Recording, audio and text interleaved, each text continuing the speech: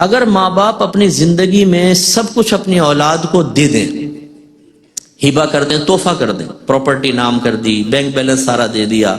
اور بڑے بھولے پن میں کہہ بھی دیتے ہیں بیٹا اب تو ہمارے پاس کچھ بھی نہیں ہے، جو تھا تمہیں دے دیا، غیر محسوس طریقے سے طبیعت بدلتی ہے، غیر محسوس طریقے سے۔ پہلے ابا جان کی اگر آمدنی کہیں سے آتی ہے، ان کو پینشن وغیرہ ملتی ہے، مکان کرائے پہ چڑھے ہوئے ہیں، دیگر پراپرٹیز ہیں، تو لہجے میں نرمی ہوگی، ابا جان، بھابیاں، بیوی بھی آ کے خدمت، ابو چائے پینی ہے تو بتائیے، بڑی خدمت ہے۔ اور جہاں ابو نے اپنا سارا سرمایہ دیا، اب ابو بول رہا بیٹی بہو چائے تو پلا دو، ارے بولتے رہتے ہیں یہ، کیونکہ سارا تو ہاتھ میں آ گیا۔ پھر بیٹا چڑچڑے پن میں مبتلا ہوتا ہے، ابا آپ تو پیچھے پڑ جاتے ہیں، امی آپ تو پیچھے پڑ جاتے ہیں۔ اس لیے ہم اکثر جب والدین مجھ سے پوچھتے ہیں کہ مفتی صاحب ہم اپنی اولاد کو زندگی میں دینا چاہتے ہیں، دے دیں، تو میں کہتا ہوں ضرور دیں، لیکن اپنا حصہ بچا کر رکھیں،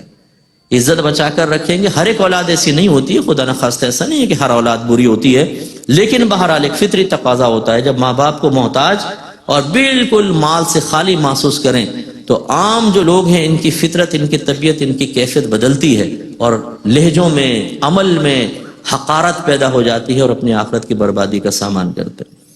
اسی طرح اگر ماں باپ بوڑھے ہو جاتے ہیں اور خاص طور پہ بیمار ہو جائیں، اب وہ کھانس رہے ہیں، ان کو ڈاکٹر کے لے جانا ہے، ٹائم دینا ہے اپنے کاروبار میں سے، نوکری میں سے،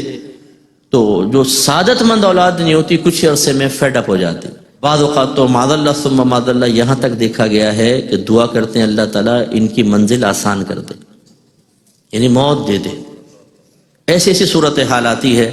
حالانکہ یہ وہ وقت ہے کہ ایک ایک لمحہ جو ہے نا، ایک ایک لمحہ آپ جو ان کی طرف سے کوفت محسوس کر رہے ہیں، لیکن اپنے نفس کو اظہار غضب سے روکتے ہیں، برداشت کرتے ہیں، یہ آپ کی درجات کی بلندی کا سامان ہے، آپ کو اللہ کے قریب کر رہا ہے۔ اس کو تو ہمیں وسیلہ بنانا چاہیے اپنے اللہ تعالیٰ کی بارگاہ میں قریب ہونے کا۔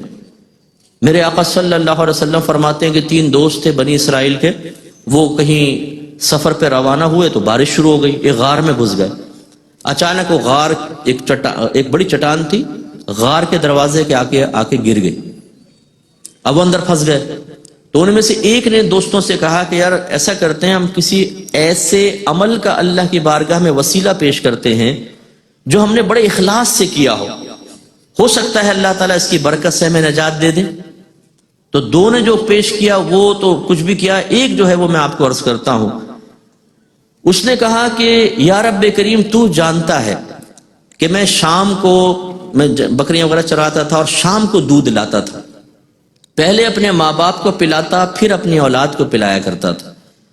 اور ایک دفعہ جب میں آیا مجھے دیر ہوئی تو میرے ماں باپ سو چکے تھے، تو میں دودھ کا پیالہ لے کر ان کے سرانے کھڑا رہا، میری اولاد بلکتی رہی دودھ کے لیے، لیکن میرا ارادہ یہی تھا کہ اٹھیں گے تو پہلے ان کو دودھ پلاؤں گا پھر اپنے بچوں کو، اور میں ساری رات وہ پیالہ لے کر ان کے بستر کے پاس کھڑا رہا۔ صبح جب وہ جاگے تو پہلے ان کو دودھ پلایا پھر اپنے گھر والوں کو دودھ پلایا۔ اگر میری یہ خدمت تیری بارگاہ میں مقبول ہے تو اس چٹان کو ہٹا دے۔ رحمت کونین صلی اللہ علیہ وسلم ارشاد فرماتے ہیں کہ چٹان ایک طرف سرک گئی، پھر باقی 2 نے بھی پیش کیے تو پوری سرک گئی تھی۔ لیکن یہ عمل بہت ہی مقبول عمل ہے کہ انسان اپنے ماں باپ کی طرف سے تکلیفیں برداشت کرے، خاص طور پہ ایسے نوجوان جو یہاں تشریف فرما ہے کہ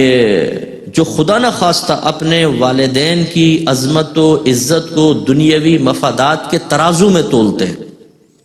ماں باپ کی طرف سے کچھ ملے، فائدے حاصل ہوں تو ماں باپ زندہ باد، اور کچھ نہ ملے تو ختم۔ ایسا نہیں، اگر ماں باپ کے خالی ہاتھ بھی ہوں گے، ذرا غور سے دیکھیے گا ان خالی ہاتھ میں بھی اللہ نے جنت رکھی ہوئی۔ اتنا بڑا مقام میرے آقا نے فرمایا کہ جو اپنے والدین کو محبت کی نگاہ سے دیکھ لے تو اللہ تبارک و تعالیٰ اسے ایک مقبول حج کا ثواب عطا فرماتا ہے۔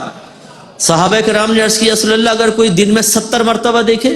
ایک روایت میں 100 مرتبہ دیکھے، فرمایا اللہ کی رحمت بہت بڑی ہے، اتنے حج کا ثواب۔